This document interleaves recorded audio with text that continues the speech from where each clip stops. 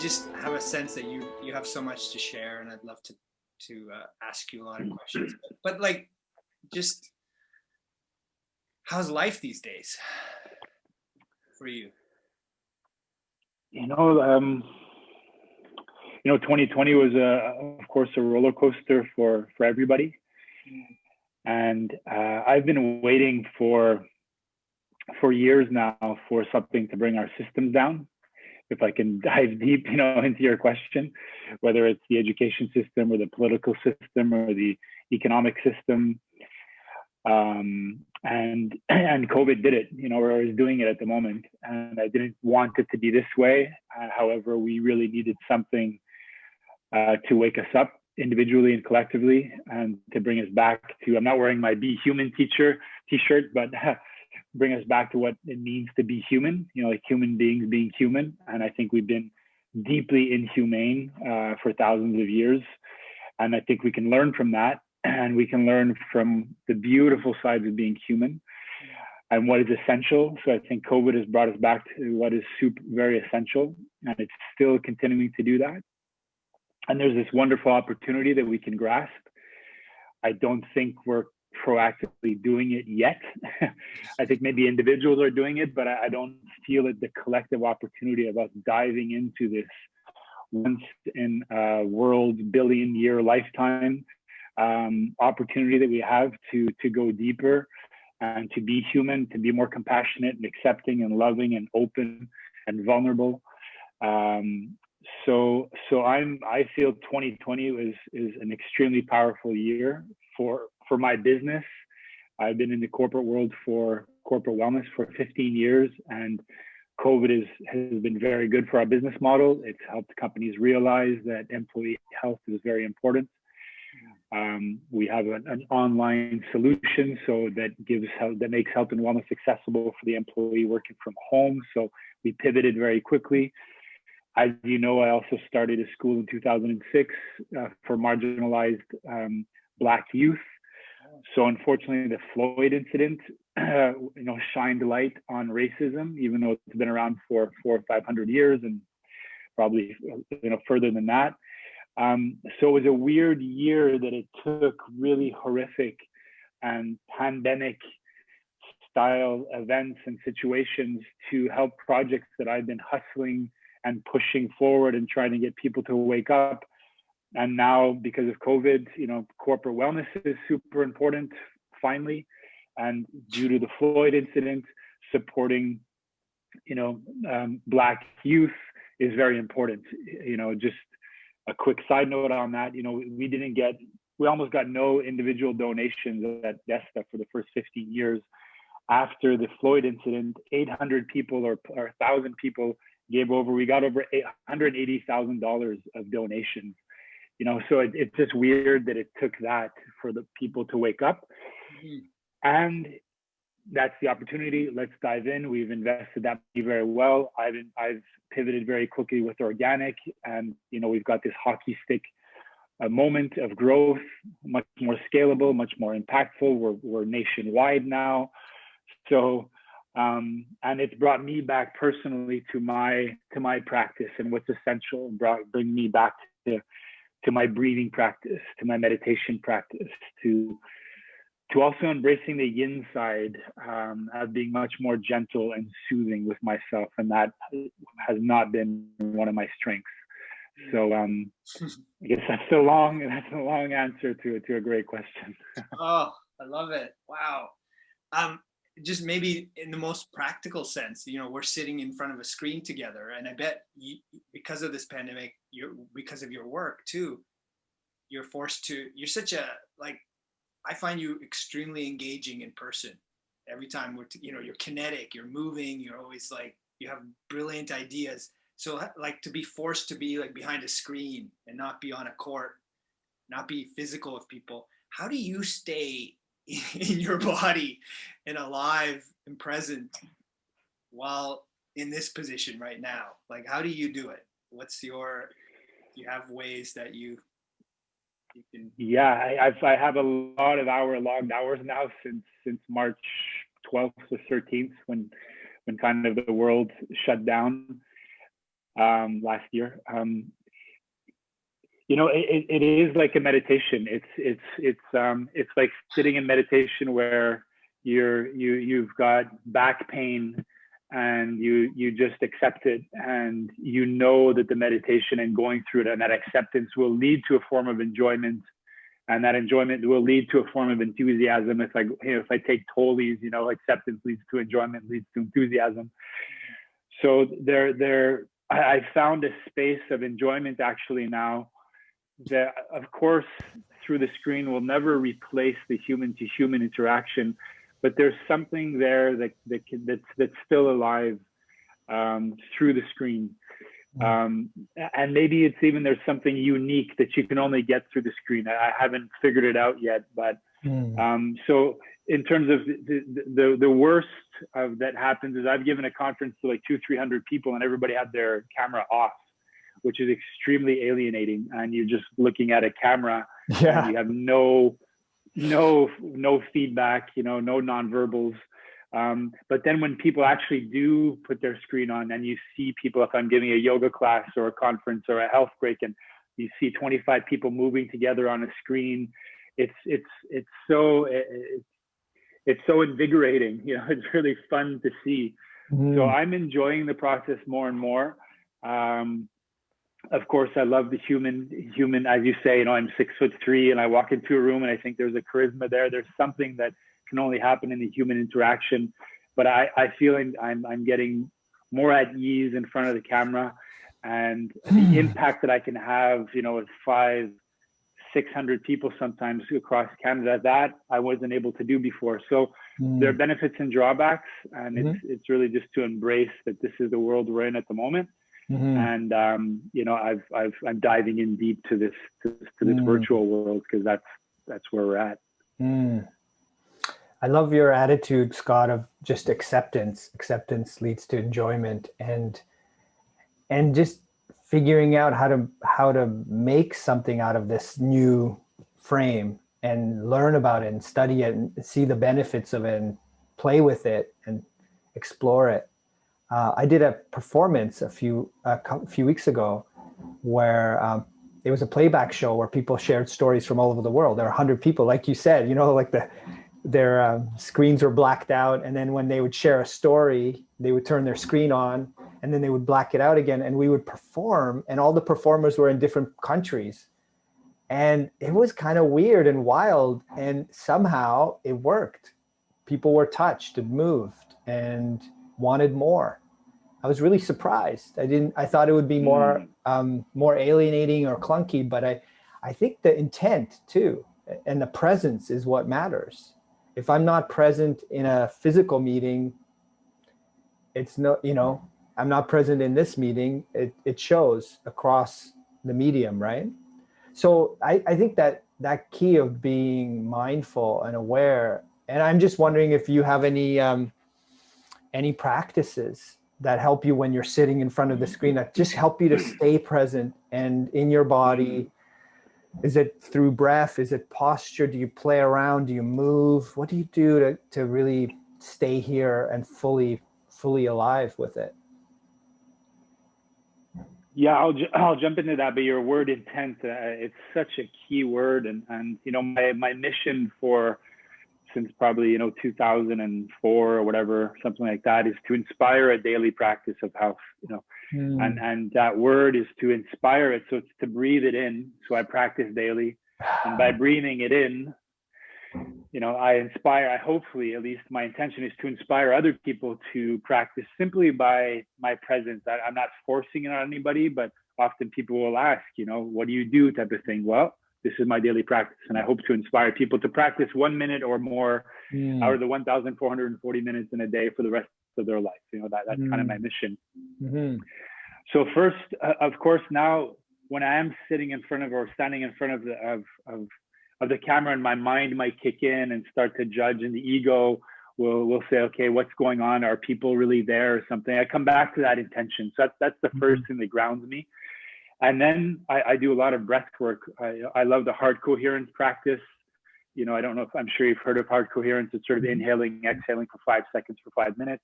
Mhm. And I love that coherent state where it's the heartbeat and the breath that's actually guiding the mind instead of the mind guiding the heartbeat. And we know that the mind can actually, if you can think of a stressful situation and your heartbeat goes up, well, there are thousands of studies now where if you get into that coherent state of heartbeat, it has much more influence on the brain and the mind than the brain can have on the heart. So I love doing that before getting into a practice. Every single practice at Organic always starts with 3 conscious breaths. So we can disconnect from anything that's happened before we're connecting and everything that's going to happen after the practice, and bring us into that space of, the power of now. And we're so stuck in the illusions of the past, the future, judgment, the stories and movies and dramas of the mind, that we forget how accessible and beautiful and highly powerful that state of now is. And really, that's the only place the body can function at its highest potential is in the now. Mm-hmm. So I'm always coming back to the breath with employees, with anybody I'm training or coaching. It's come back to the breath, come back to the breath, come back to the breath. That's where the magic happens. Yeah, beautiful. I'd love for you to lead us through something in a moment, but I want to ask you before that. I work with a lot of men, right? And I have a lot of friends who work with men, and the biggest complaint is, God, these guys are so fucking in their heads, They're just like, they're talking for like, and you try to go, let's do some breathing, let's do some movement. And they're like, yeah. And they go into their heads. Do you have a way when people are really stuck in their heads, when they're afraid of the body or they're afraid of even going to the breath? Do you have ways that you present it to them? I think sometimes you just start doing it and people are swept up by it and want to feel calm or whatever, so they follow. But you'll notice probably that there's people that just kind of resist or hang back, or they intellectualize everything. Why are we doing this? And what's this gonna, like, do you have anything that you say to those people to kind of encourage them to wade into the water? Working in corporate, I get a lot of that. We have a lot of, banks and engineers and finance people that are very much in their minds, and they need the data and they need the science. And what's beautiful is there's beautiful science now around the power of breathing. But I love to say that health is not a belief, health is an experience. And we breathe 20,000 times a day. So I'll just often get people just to stop and take 1 conscious breath, and often start by the exhalation. So we ignite the parasympathetic nervous system.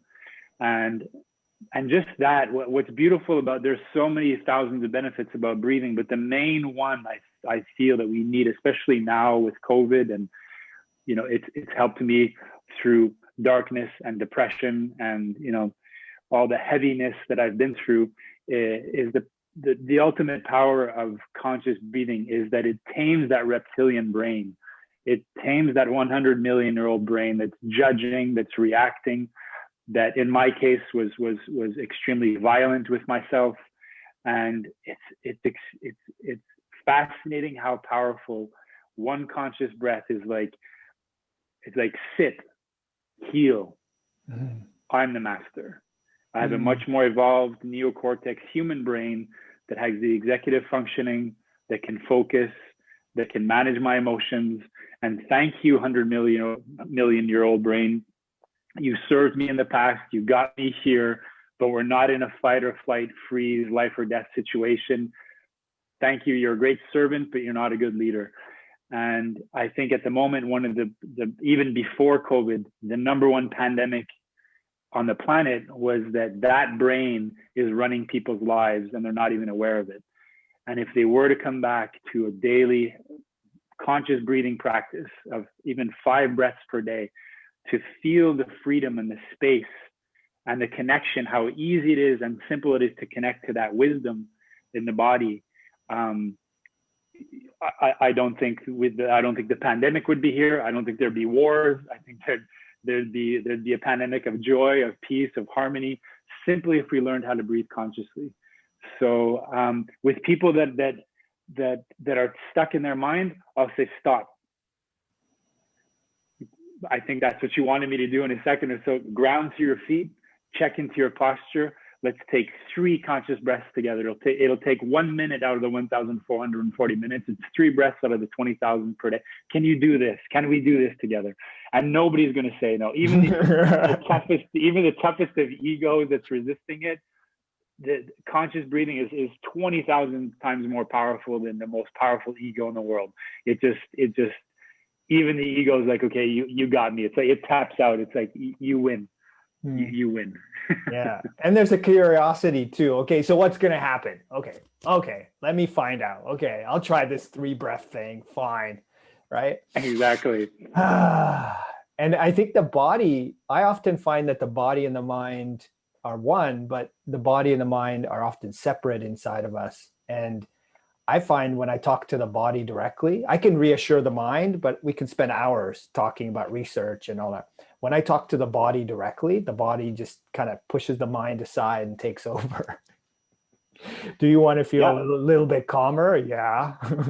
do you Yeah, well, I mean, one conscious breath can change the chemistry in the body, I mean, and that's how powerful it is. When I give, I should have it here. I gave a little conference yesterday. I bring a remote control to my conferences just to tell people that your breath is the remote control on your health.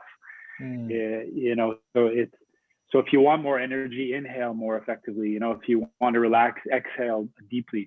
And people have forgotten that. It's just it's extremely powerful. But I had a thought. What did you just say? I went on a little tangent. Just speaking to the body directly. Yeah, exactly. Yeah. So and actually there's a nerve that goes from the diaphragm right to the brain. So the second you take control on the breathing, you're sending a beautiful signal to the brain that everything is okay. And another thing that I love is that, and we have our eyes open all day now. We're not blinking as much as we used to in the past, which is kind of fascinating when you think about it, because we're just looking at screens all day. And the eyes are actually part of the brain. They're you can't separate them, as you're saying them. And the brain is part of the nervous system, which goes all the way to the tips of the fingers and toes and the tip of the head. So it's all interconnected. And by simply closing the eyes, you're already giving a beautiful health break to the brain, to the nervous system, to your breathing, and you're letting the body recharge. You know how panicked we get when our phone is like 11% or 8%, and then we need to find a charger and charge and recharge it. By simply doing what we're doing now, closing the eyes, letting the wisdom of the body take over, watching the body breathe, you're naturally recharging, you're naturally reconstructing, you're naturally healing, regenerating. It's that simple. Yeah, and I love your, you don't over talk it. You just you frame it and then you just start doing it. And I feel like my body, when you start talking about doing it, my body just says, "Oh yeah, I want that. Oh, it feels so good." My brain might be like, "But I want to ask questions and do more stuff. Look at the screen." But my body says, "Yeah, he's right. This is good. This is what I need right now." And I'm concerned. Yeah. Well, normally the only time that the body can truly heal during the day and recharge is when we're in deep sleep, because the mind is finally shut up. And we can hack the brain, we can hack the body into doing that during the day. All it wants is a little space. It doesn't need that much. It can be 5 minutes in the morning, 5 minutes in the afternoon, where, as I mentioned, you just stop. If you can lie down, because when you're lying down, you don't have posture, and your posture muscles are intimately connected to your breathing muscles. So if you're lying down, you're going to breathe more effectively. And this isn't, Kundalini or yoga or Tai Chi. There's nothing to learn. All you have to do is stop, lie down maybe, and it's not even a snooze or a nap. You're just closing the eyes, and you're witnessing the wisdom of the body take over. That's what people need to learn how to do. And we're just not taking that time. We're spending more time on Instagram and Facebook and TikTok and LinkedIn and Netflix and whatever. And, 15 minutes is 1% of your day. If we could do that collectively Take 15 minutes in silence to breathe every single day. Wow, it was just fascinating to watch the results. Oh, I love that. I've been noticing my favorite breathing practice recently has been just to squeeze all the air out, and then just watch how my body breathes itself, how the inhale comes and expands, how it pushes the air out. And when I just notice my breathing, I'm like, wow, the body knows what to do. It's breathing itself. But when I bring attention to it, it even enhances it and amplifies that. Oh, my breathing was shallow, but I don't have to even direct my breathing. My breathing can just naturally expands because I'm noticing it. That sense of feedback. By noticing it, it's changing it. You mentioned heart coherence, and I know a bit about that from like studying with like biofeedback and using things that kind of measure, show you your heart rate. Do you have a way to teach that without any apps or tools? Is there a way that people can tune into their body rhythms and their heart and their breath patterns? Yeah, I love that, because I often want people to realize that you don't need anything to be healthy. It's like you don't need the treadmill, you don't need an app, you don't need, it can be so simple. And I think with heart coherence, it does help. There are apps out there that can guide the inhale 5, exhale 5. Mm-hmm. What I found is that, we have, 12 on each finger. They're like 3 little marks, like 1, 2, 3, 1, 2, 3. So 30 breaths, pretty much, inhaling 5, exhaling 5, 30 times is 5 minutes of 6 breaths per minute. So I'll let's say I'm in a sauna or I'm just sitting in meditation. I don't have the app. I'll count here 1, 2, 3, 4. I won't even count. I know that if I arrive at 30, that I've inhaled 5, exhaled 5, 30 times, which means I've done 5 minutes of heart coherence. So I'll just be sitting in meditation. I'll start, inhaling 5, and then I'll just go through it. I think that's probably the most simple way that I've found to do the heart coherence. Yeah. And it doesn't have to be, oh my God, Scott, is it, how do I know 5 seconds in 5 seconds? Look, buddy, just do inhaling 5, what feels like 5 seconds and what feels like 5 seconds. And you'll see that there's a rhythm there. The heart coherence is like a natural state where you'll find that maybe it'll be 5.5 seconds sometimes and 4 point, but it doesn't matter. The body will get into that rhythm of 1 point or 0.01 hertz or whatever it is, where there's a coherent state where all the systems in the body start to function in a coherent way. And you'll start to feel that. And what I love about heart coherence is it's a very different experience, at least for me, than, let's say, meditation, than yoga, than going for a run. Because when you're in that coherent state, you're not in the sympathetic nervous system. You're not in the parasympathetic nervous system. You're right in between. So you're not stressed, which is super easy to feel after 5 minutes. You're like, okay, I'm not stressed, that's for sure. But you're not relaxed as well, too. You're not in that deep relaxation zone. You're right in the middle. So you can choose almost. You're like a ninja. It's like if I have a stressful situation coming up, I'm going to respond better to that. If you need to go into deep relaxation, I'm going to respond better to that relaxation. So by inhaling 5 seconds, you're reinforcing the sympathetic nervous system. By exhaling 5 seconds, you're reinforcing the parasympathetic nervous system. So you're making them more robust and resilient. So it's like, bring it on. You want to bring on the stress? Bring it on. I can take it. You want to bring on the relaxation? So I'll go into deep sleep and I'll get up refreshed. Great. Because so many people are getting up now and they're like, they need the first things, I need my coffee, and then and then the coffee kicks in and they're having 2, 3 of them. It's acid. It's acidic and it's just awful for the body. And, and then they get into this awful pattern that leads to all the chronic sleep and fatigue, and anxiety and stress, and then even leading to depression. Two of our company, our clients, we don't have thousands of clients. We have like 20 at the moment. 2 of them in the last month have VP. One was a very young man that committed suicide, and another one was a vice president that committed suicide. We're starting to see the side effects of people being disconnected from the power of now. You know, it's sad when we think about it. It's tragic, and there's so much to this, and oh God, I love the, you know, I study different breathing patterns, and I love the way you explained that. I was doing it as you were talking, that just the 5 breaths in, 5 moments of breathing in, 5 seconds of breathing out, and just feels like that wave pattern. There's this kind of relaxed alertness that comes with that. And I love that you kind of have that option to shift upwards, to ramp up, to get more excited, aware, alert, or to settle down. That we're so used to the extremes of being knocked out or being hyper aroused, and trying to find ways to modulate our nervous system.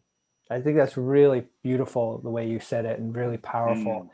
I'm curious, like one of the things that I work with when I work with men, mentoring and learning together, is like moments where we're in interpersonal conflict. You know, like those are the hardest. Like there's one thing when I have general stress and okay, I notice that and I relax, I move. But it's another thing when my partner and I are fighting, or I feel hurt or upset. And I notice, like last night, I had a little argument with my wife, right? And we both know what to do when we get into argument. We've developed our own like Aikido, you know, of like how to get out of this argument. But I noticed my solar plexus was really tight, and I was like, I had my arms crossed, and I was like really stuck. And I noticed something really simple. I was like, my mind was kind of slowly, okay, I got to let this go. Okay, we're moving on. But I was still stuck. She moved on, but I was still in the kitchen, kind of upset. And I noticed that I just breathed in, and I felt the breath go into my diaphragm, into that solar plexus area. And I just felt opening. And after doing 3 breaths, I just felt like, yeah, you know what? I don't need to hold on to this shit. Yeah, okay, I'm going to let it go. It was so beautiful and simple that how much the breath could affect my nervous system, how quickly. And my brain would have taken like maybe another hour of trying to, okay, but I'm still upset. Well, come on, you know, like I could have kept arguing and trying to wrestle with that, the moment that we got stuck.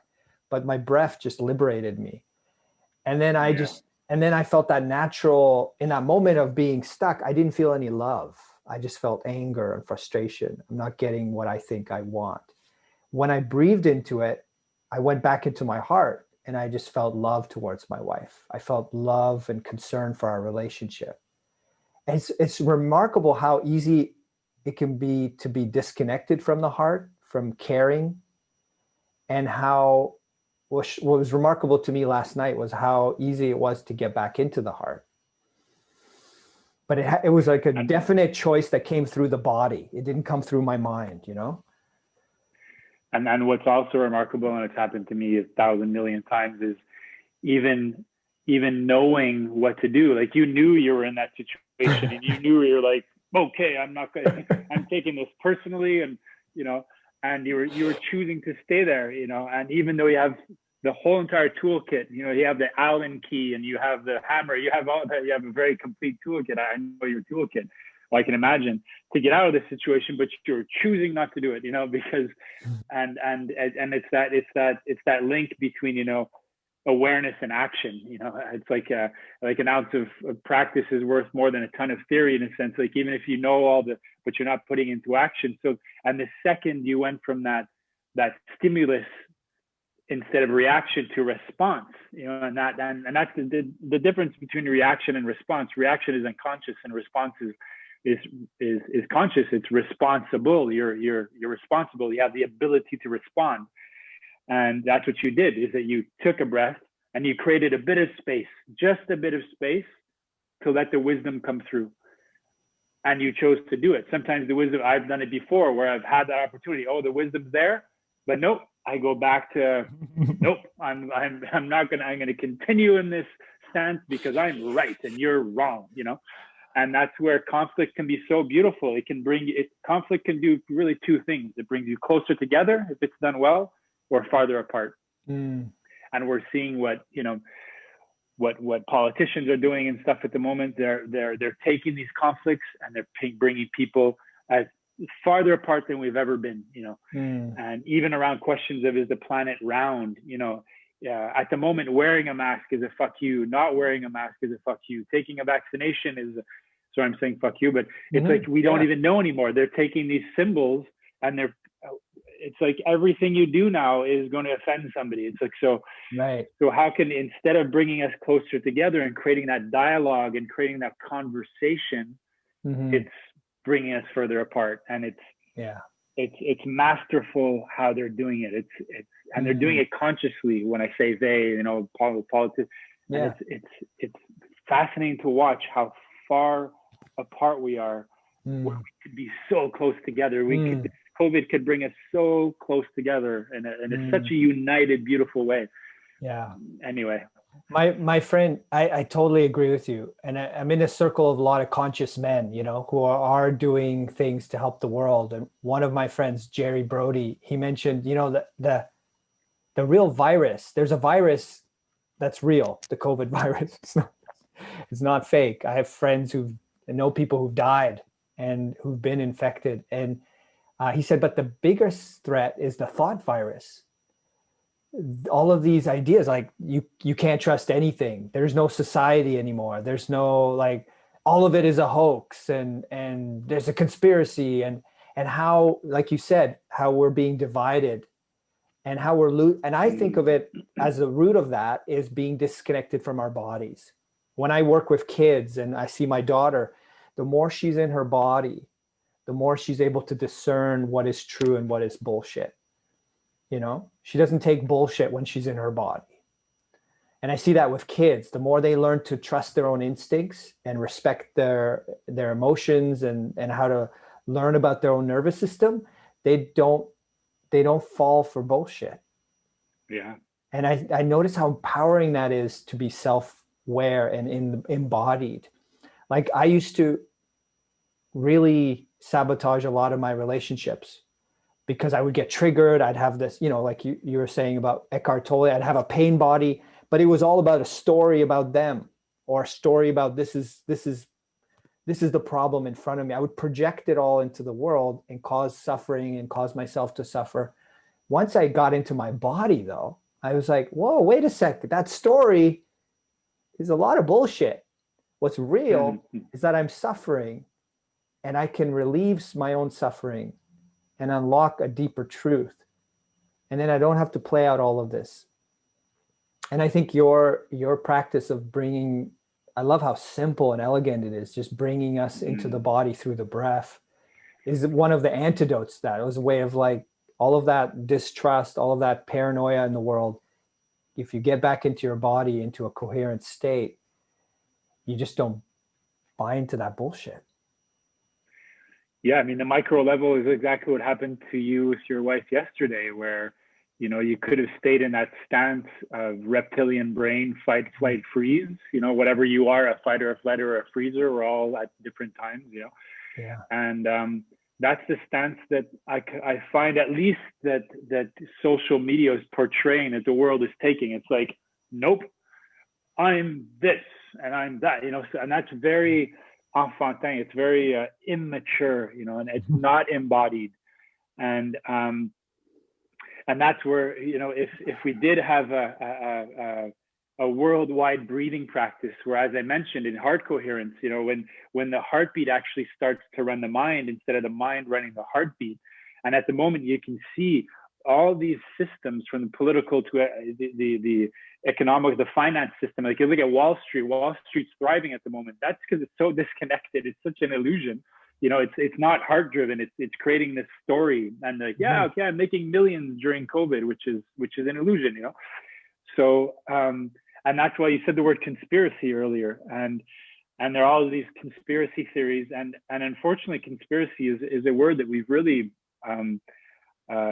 we've kind of broken it up, let's say, in North America, but really it's inspire, expire, conspire, and even transpire. But conspire, con means with, and spirare means to breathe. So the true conspiracy that we need, that I'm fighting for in a positive way, is the real conspiracy at the root of the word, which is Let's breathe together. And then if we're all breathing together, we'll come back to our hearts, and then I'll be able to listen to the other guy who thinks he's right and I think I'm right, because I'll be listening from the heart.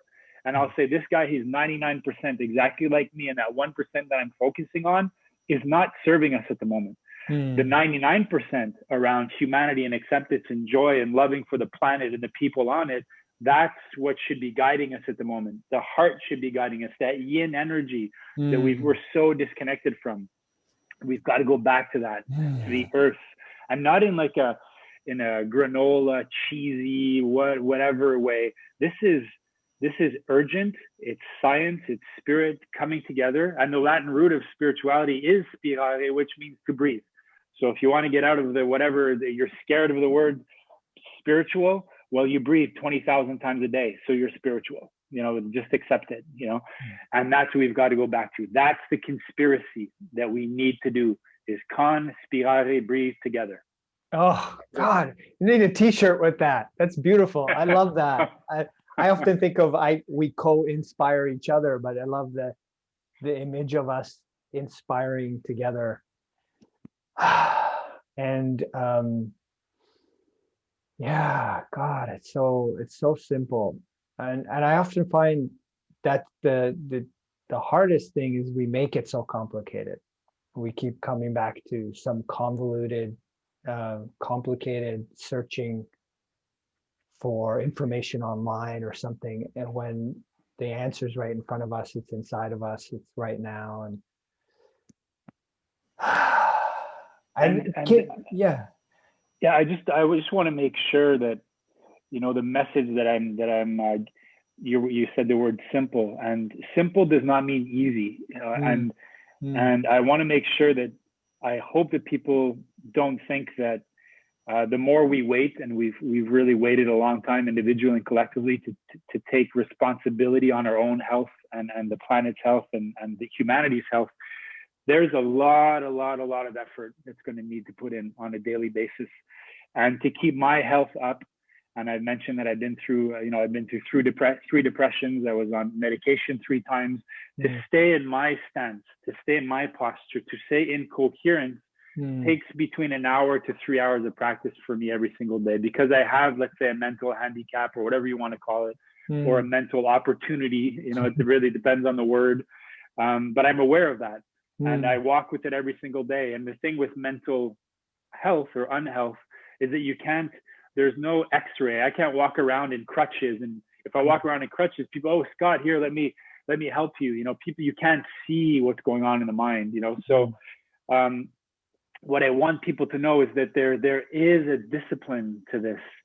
There is an effort to be made. It's not easy. Yes, it's simple, but there's an effort. And the thing is, when I was listening to a podcast this morning, there's actually more dopamine hits in the effort of achieving a goal than actually achieving the goal itself. Right on. So we need to get up collectively and increase our dopamine levels on a daily basis, because at the moment the goal is so far, like, of cleaning the planet and cleaning our minds and stuff, that we just need to get to remind ourselves every single day, we're in this together. Let's get up. There's an effort to be made, but I'm going to contribute.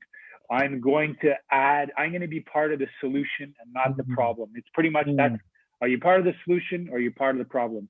That's the 2 things you can do when you wake up in the morning, and you can. It's really up to you. Yeah. I love that you speak to that, and the effort, the discipline that's involved. I want to speak to the flip side of that. For me, what kind of helps me to stick with it, is sometimes I have to push myself and just make it happen. But what I'm finding as I get older too, and I just have moments where I feel lazy. And what really gets me there is my heart, which is more this yin kind of attitude, which is, this is nourishing. This is a diet. If I don't get enough water, I become dehydrated. If I don't get enough carbs, I don't have enough energy. If I don't get enough protein, I don't build muscle and grow. So if I don't breathe consciously, if I don't move in a playful way, I'm starving myself of the basic nutrients to feel alive. I'll feel tired. I'll get more depressed over the time that I starve myself. And if I give myself to this that I need right now, God, I'm going to feel better. It's going to nourish. It's a way of loving myself and nourishing myself. And then I have more energy to give to my daughter and to my wife and to my clients and friends. So it's this kind of like who am I to starve myself? The food is right there. Yeah. The breath is waiting for me. Like, wake up, man. You're starving. You're thirsty. Take a sip. You know, like that kind of like makes it easier for me to just make that choice and keep making that choice. And I've gotten to a place where I've been really struggling with morning routines for years, you know, like, and I teach them as a sensei to people, to kids and adults, and I help people design their perfect one, you know, and I designed my perfect one. I made videos, and then I would be like bored and tired of it. I throw it out the window.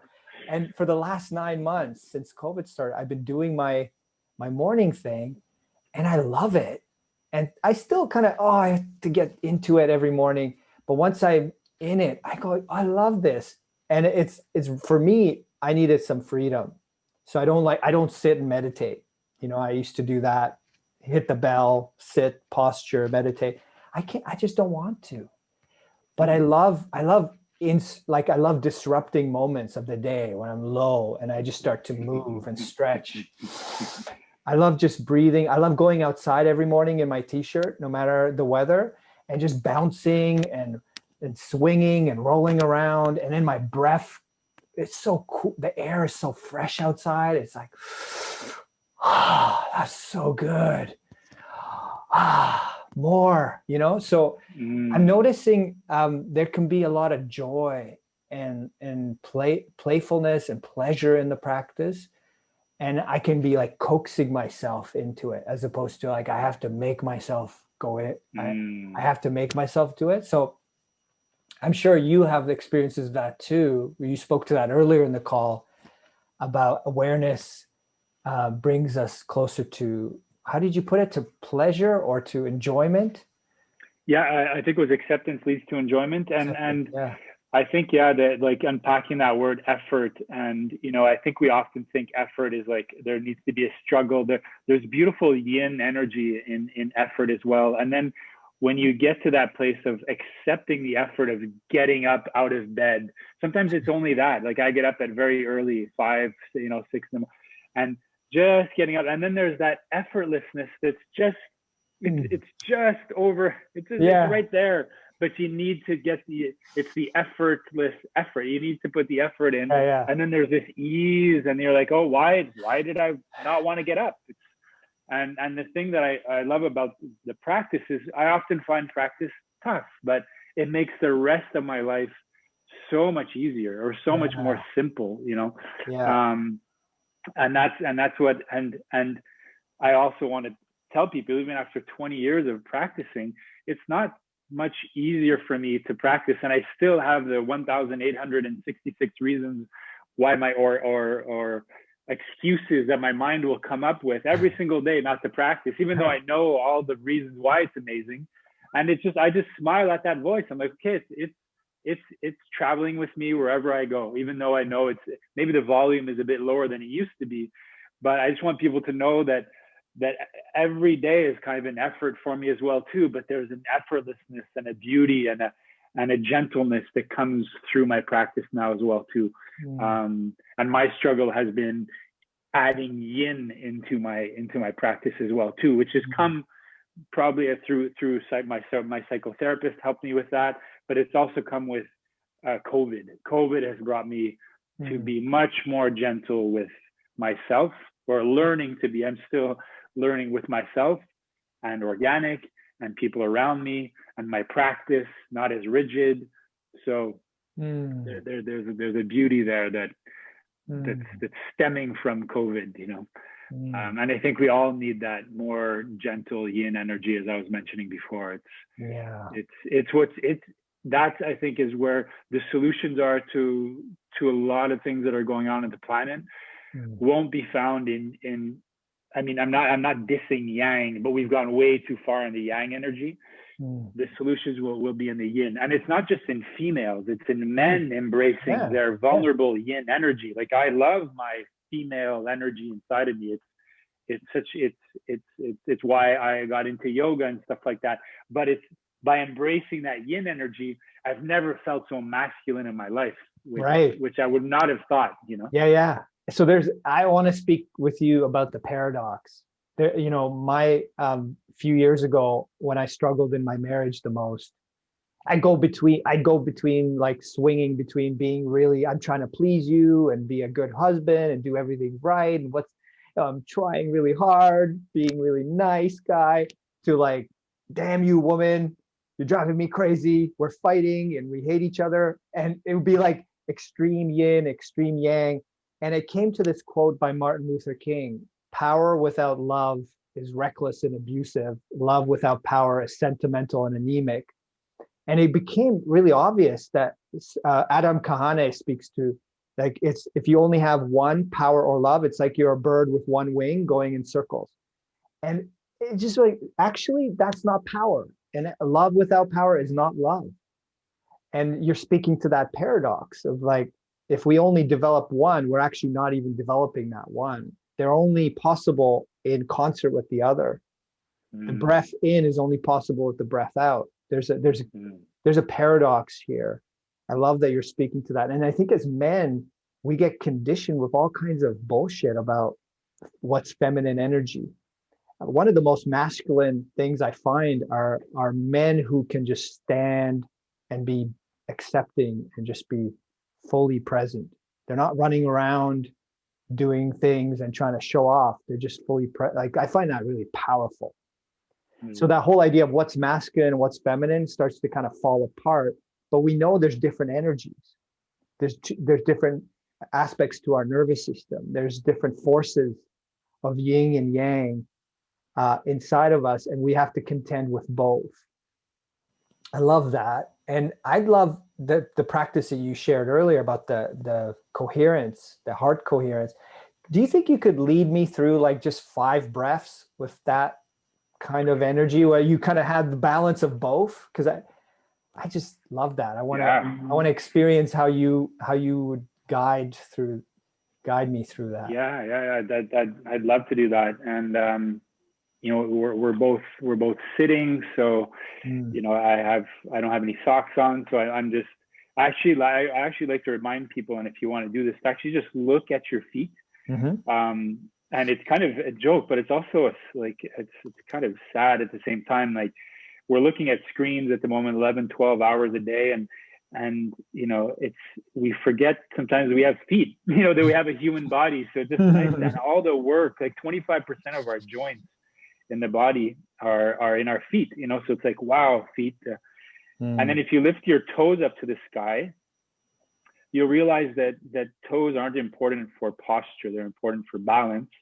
And then you can envision kind of like like at the root of the big toe, at the root of the little toe, roots going down into the core of the planet, and the inside and the outside of the heel. So let's say we're envisioning 4 roots just going down in the planet, but all kinds of different directions. And that's where I feel we're getting the yin energy, that nourishing energy. Then you can bring the toes down, and then look at your ankles, your knees, your hips, and then coming up and feeling sort of that integration, the intimate connection between each vertebra, from the 5 lumbar, the 12 thoracic, the 7 cervical, and then the tip of the head just touching the sky. And then I want to bring the back of your hands, so external rotation of the shoulders, because we're often in internal rotation when we're in front of the computer. So the palms are facing up. The chin is parallel to the ground. We're closing the eyes because we know 80% of the information that goes into your nervous system comes through the eyes. So just this is already like, whoa, the body's thanking you. Thank you for stopping to overpower me with information. And I can calm down a bit now. And before actually taking the 5 breaths, I'd like to actually bring one hand to the abdomen. I bring my left hand to the abdomen, and the right hand to the chest area or the heart area. And we can just feel how the body is breathing now.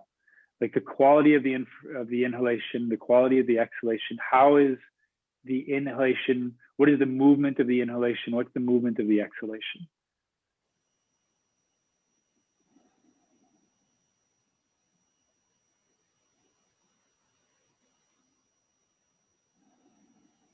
And in all directions, front, back, side to side, but also up, down at the rib cage. Really feeling the movement of your breath.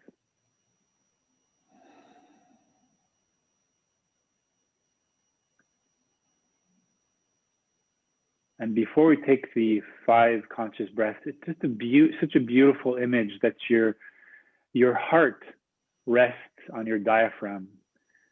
So when we're going to inhale, the heart is going to go down just a bit. And when you exhale, it releases the diaphragm and the heart comes up just a bit. So we're going to be kind of like cradling the heart and sending a beautiful message to the heart that everything's okay. And it pumps blood 100 to 110,000 times a day. So you're sending a beautiful message to the heart. It's all good, my friend. You can function at your highest potential. So keeping that image in mind, we'll exhale through the mouth. Inhale and feed the body.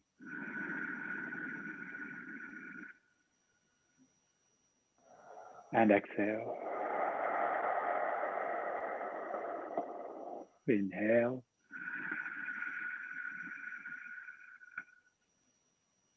Exhale.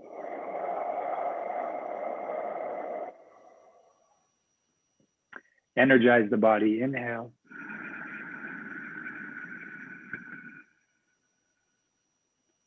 And relax the body. Exhale.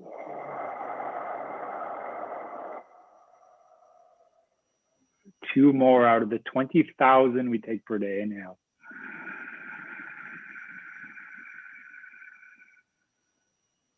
Let's just hold here and contain and feel that energy inside. Just hold it in, maybe a little smile of gratitude for the power of that breath. And then exhale.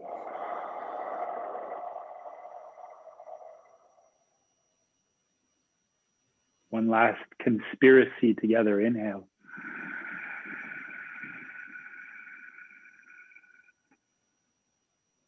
And just hold that. Keep it inside. 3, 2, 1, and exhale.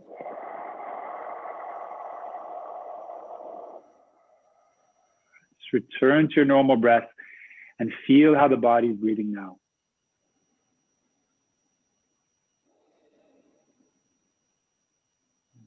The heart is pumping in a more gentle way.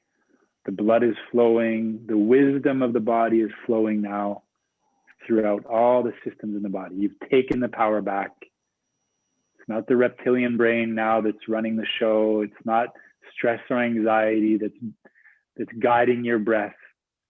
It's the wisdom of the body now that's guiding your inhalation and your exhalation. You've become human again. And we can gently open our eyes. Oh, so good. I love the touchstone at the end too. Come back to the breath. Notice the difference. Wow. My body just feels so much more at ease and alive. Wow. Yeah, our bodies are like kids. They simply want our presence. You know, they're just asking for us just to acknowledge me, you know, and come back to me just a few times a day. Not like, it doesn't have to be crazy, but just honor me and see me and feel me just a few times a day, you know. There's an analogy in parenting psychology of feed the meter. Every once in a while. Yep. Just checking on your kid and checking on your body and yeah, feed the body by breath, breathing. I love this conspiracy. That's just gonna stay in my mind. The antidote to all the craziness in the world is this beautiful conspiracy that we can get wrapped up in and consciously choose. Oh, wow, Scott. Is there just to kind of, I guess, to close, I'm just incredibly grateful. I haven't seen you forever, and this is such a I just feel so wonderful right now. It's such a beautiful day to start, beautiful way to start my day. Is there anything that you want to kind of leave people with as an encouragement, a next step, something you want them to check out or think about besides what we've already done today? Is there anything? I mean, I guess it's, if there's a practice that I'd love that everybody would do, would be as soon as they get up in the morning, if they, maybe to go to the bathroom or whatever, but take a minute to just stop and kind of do what we just did. And you don't have to take 5 deep breaths. I'd say take 3 conscious breaths to make sure that you're grounding your day in that yin energy we're talking about, in the wisdom of the body, that you're not leading your day out of stress, anxiety, or out of illusion, that you're not stuck in the past or in the future or judgment, but you're really running the day as a human being human.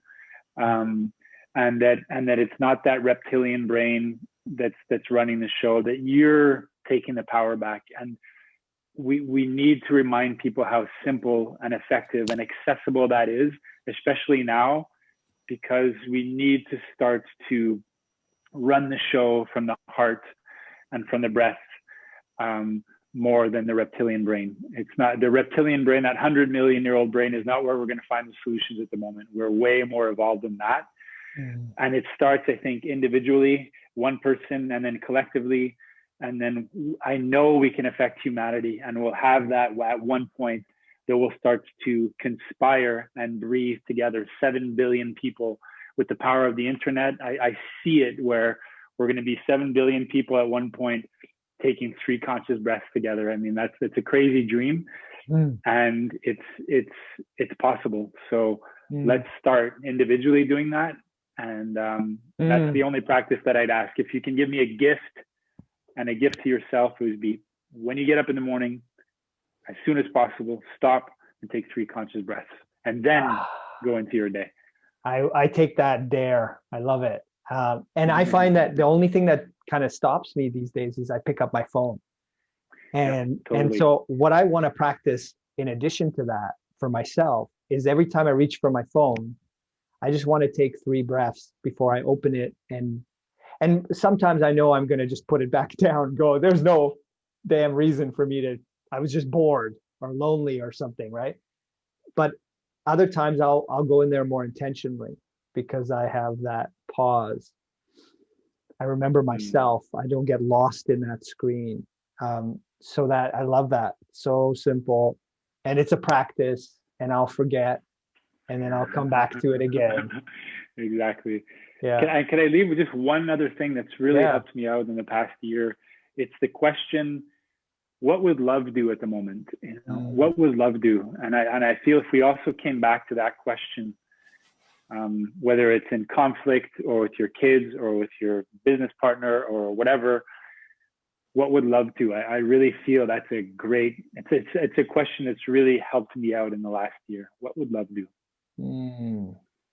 So you're inviting a breath conspiracy, but also a loving conspiracy here. Oh man, it's all about love. I love it. Yeah. Yeah. A powerful kind of love. Yeah. I love it. Oh gosh. How do we end? Can we?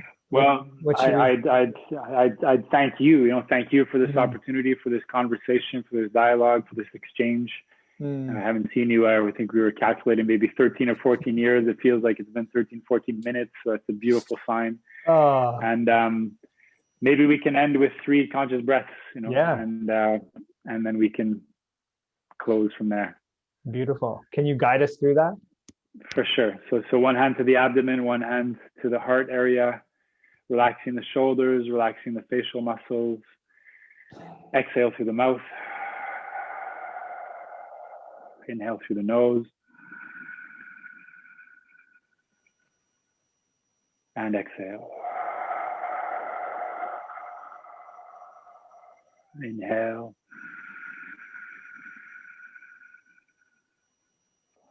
And exhale.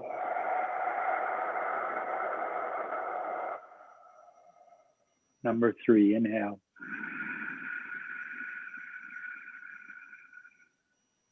And gently with control, release and exhale.